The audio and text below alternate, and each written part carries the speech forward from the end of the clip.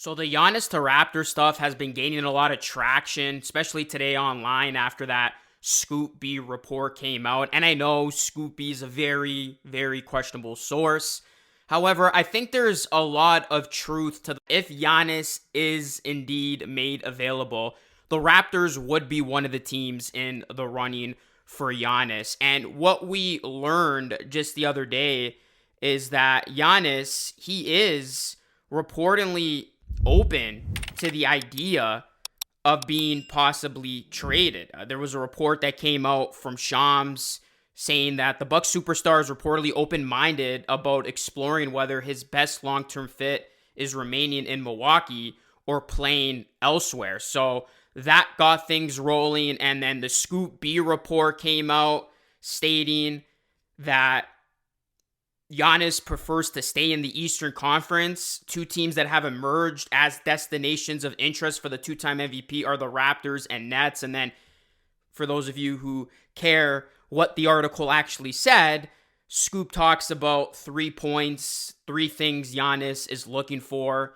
staying in the Eastern Conference to keep his travel and media profile intact, being in a position of control with the voice in roster building and coaching direction, and a market where other stars would want to join him. A place that isn't just a destination for him, but could become a destination because of him. Now, there's a couple of things with this article that doesn't make any sense. Number one, Scoop saying that the Raptors have their cap flexibility improving. This is a team that is very tight when it comes to that. I mean, they're going to end up being a tax team if they don't make a trade. And then the other thing is he basically states that it's going to be a Giannis and Barnes pairing. And that's the part that I strongly disagree with. As I said on X earlier today, if this report here from Scoop is indeed true and winds up being factual, the Raptors parting ways with Scottie Barnes is the only way a deal gets done here. Now, you can go over so many other situations, trade proposals, and it just doesn't make any sense to me. The first being Brandon Ingram. I did a short about this on my YouTube channel, even on TikTok. I think it was a Bleacher Report trade idea where they included Brandon Ingram. That wouldn't make any sense because if the Raptors were to trade Giannis, they're going for it now. Giannis with BI is a much better fit than Giannis and Scottie. So you just traded for BI, who, by the way, is in his prime, like Giannis. Trading away Ingram doesn't make any sense. Yeah, Giannis and Scottie can be a fascinating duo on paper, but that doesn't move the needle as much as I think Giannis and BI would. In an Eastern Conference that is really weak right now, so there is an opportunity to make a jump if you do trade for a big-time player. And then outside of that, you're not going to get a deal done for Giannis if you don't include BI or Barnes. It comes down to, would the Raptors be willing to part ways with Scottie to get Giannis? I'm open to trading Scottie Barnes for Giannis. At the end of the day, you look at what Giannis is. He's 30 years old. He's an NBA champion. He's an MVP. I don't think his best days are behind him. I think this is a guy who still has multiple years of high-level basketball in him. And you got to be realistic about Scottie. Will he ever be able to reach that level? Probably not.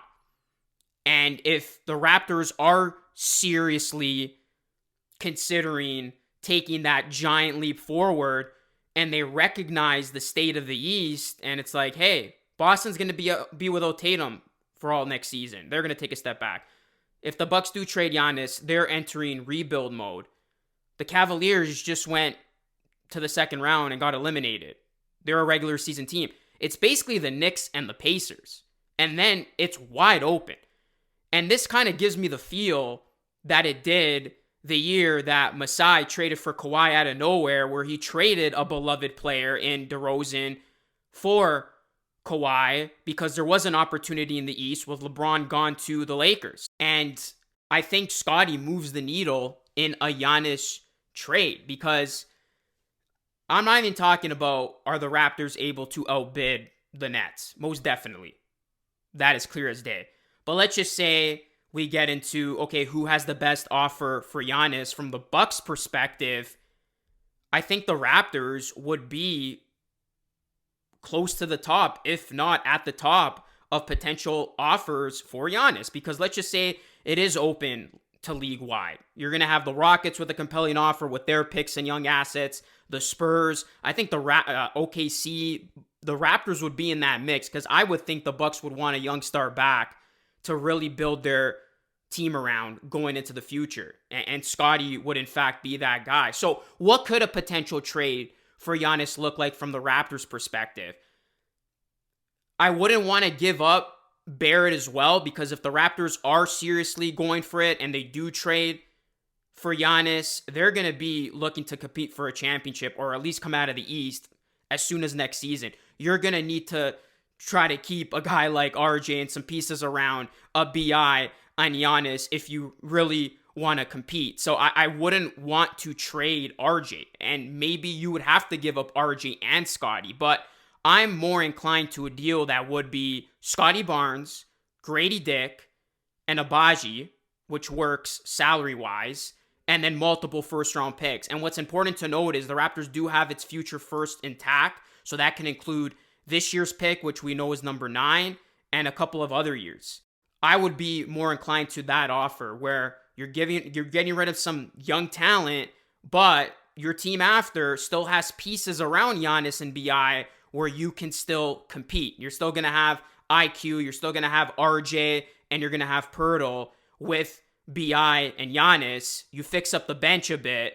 That's a team that could be a major player in the Eastern Conference. Again, with Boston, most likely without Tatum all in next season, and we don't know what they're going to be looking like. So that's a deal that I would be more inclined to. And look, I know there's a lot of people saying I don't want to trade Scottie. I'm just being realistic. I think the only way the Raptors get Giannis is if you trade Scottie Barnes.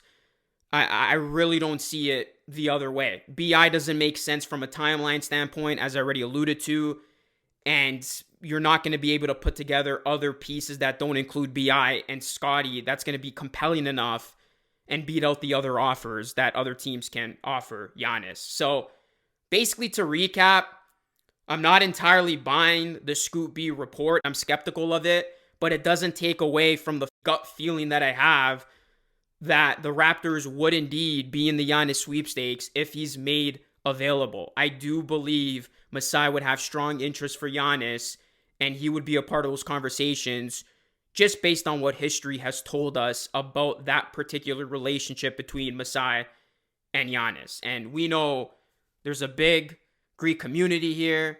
Toronto's that big market. I know he said he doesn't want to play in a place with income tax, but there's so many reports coming out, you don't know what to believe nowadays, but there's a lot of sense, and it would just be a full circle moment. So I just wanted to do this video just to kind of give you my thoughts about this. Again, this is all speculation. This is all hypothetical, but that report came out today from Scoopy that caught a lot of traction online. So I just wanted to give you my take on everything Giannis to Raptors related. So let me know your thoughts, guys. Drop a like on the video, and we'll see how this plays out. It could be the summer of Giannis, potentially. Hit a like, subscribe, all that good stuff. This is Luke signing off. Thanks for watching. I will catch you all again in the next one.